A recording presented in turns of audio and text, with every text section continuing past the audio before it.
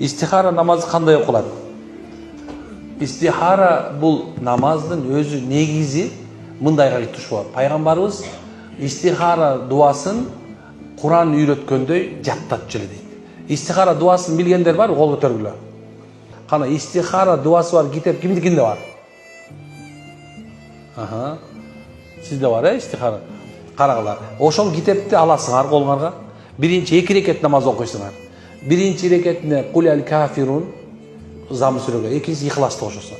Gevir alımda etken Kul el kafirun 5 yolu İhlas'ta da etkanlar var. Yani kimin tecrübesi kanday? Anan 2 reket namaz okuysan ana aytasınlar. Dua okugandan keyin bирок maksat boluş gerek. Bir çeçilbey etken mesele. Bir nese tüpöylü olatasın.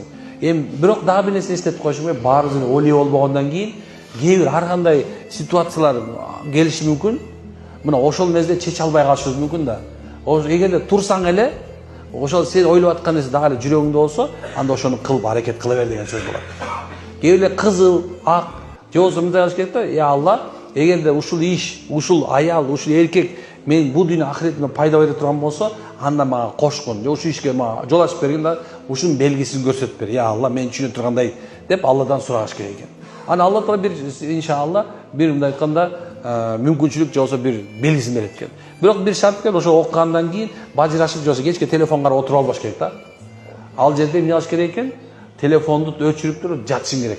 Жакшы ниет менен. Ал ниет менен ал чечим берет. Жүрөгүнөн алып салса, жок калса, анда машалла истихара намазы окулуптур. Анда ошол нерсени кылбаган.